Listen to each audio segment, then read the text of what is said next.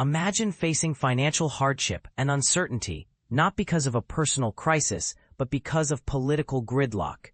That's the stark reality for many military families and federal workers as the government shutdown drags on. Updated as of October 14, 2025, at 11:27 a.m. EDT, this is where things stand. The core problem: stalemate and missed paychecks.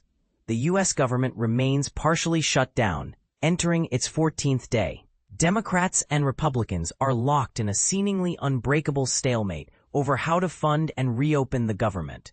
This impasse directly impacts federal employees, including members of the military and their families, who are facing the very real possibility of missed paychecks.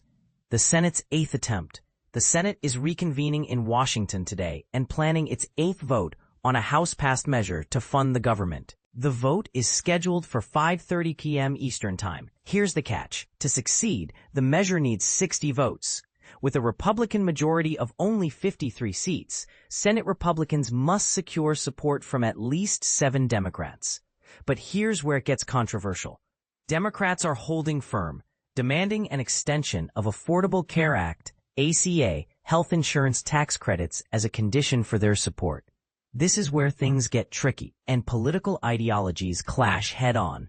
Trump's directive and military pay. Over the weekend, President Trump announced he was directing the Pentagon to use all available funds to get our troops paid. Military members are scheduled to receive their paychecks on Wednesday. Homeland Security Secretary Kristi Noem has also stated that Coast Guard personnel will receive their paychecks this week.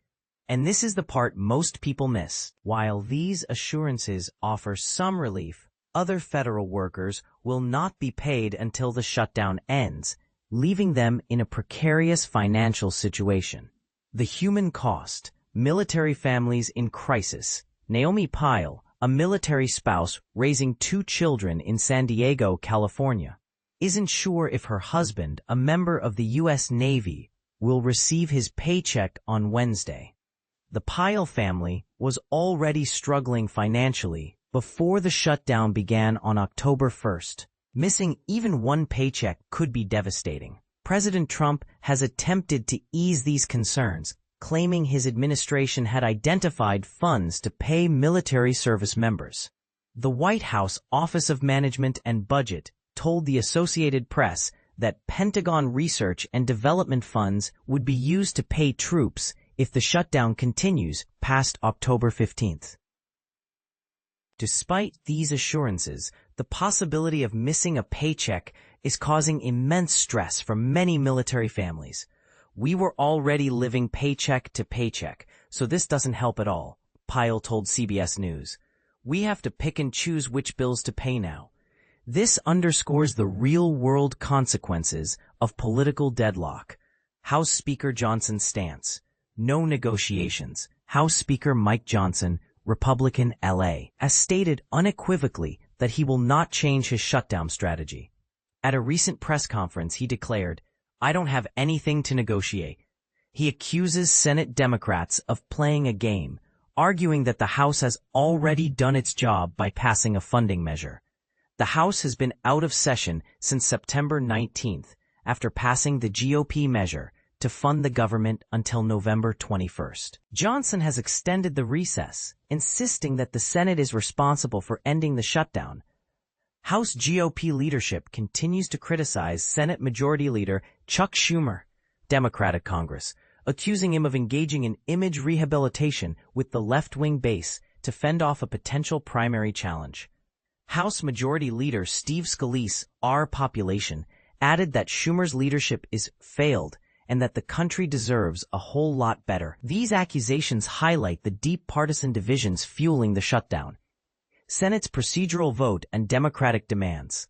The Senate is scheduled to reconvene at 3 p.m. Eastern and hold a procedural vote on the House-passed GOP funding bill at 5:30 p.m. Eastern. However, it's important to note that previous rounds of voting included votes on the Democrats' version of a funding bill. This time, there's no mention of considering the Democratic bill, which would fund the government until October 31st and extend the expiring ACA health insurance tax credits. This could be seen as a deliberate move to sideline Democratic priorities. House Democrats called back to Washington. While the House remains out of session, House Minority Leader Hakeem Jeffries, Democrats New York, has called House Democrats back to Washington to discuss the path forward. Jeffries and Schumer maintain that negotiations between congressional leaders and the White House are the only way to resolve the shutdown. They accuse Republicans of being nowhere to be found and basically gone radio silent since the White House meeting ahead of the shutdown. 8th Senate vote, a change in approach. Tuesday's vote on the House-passed measure marks a significant change in approach. It will be the first time the Senate votes on the House bill without also voting on a competing Democratic measure. This could be interpreted as a hardening of positions and a reduced willingness to compromise. Just one Democrat initially crossed the aisle to support the bill last month. By the next vote on September 30th, 2 more Democrats had joined the Republicans. Senator Rand Paul of Kentucky has consistently voted against the measure. 5 more Democrats are needed to advance the measure. Coast Guard to receive paychecks. Homeland Security Secretary Kristi Noem has announced that Coast Guard personnel will receive paychecks this week, thanks to funds from the One Big Beautiful Bill Act. President Trump directed the Pentagon to pay military personnel, and the Coast Guard falls under the Department of Homeland Security. It is worth noting that Noem did not disclose the specific source of the funding for these paychecks, raising questions about the long-term sustainability of this approach. The bigger question: where do we go from here?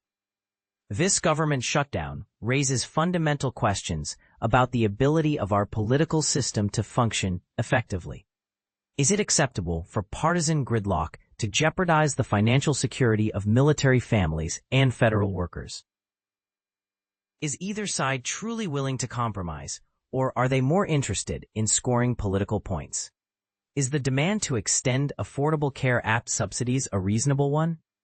What are your thoughts on the situation? Do you believe the Democrats are being unreasonable in their demands, or is the Republican refusal to negotiate the real problem? Share your opinions in the comments below.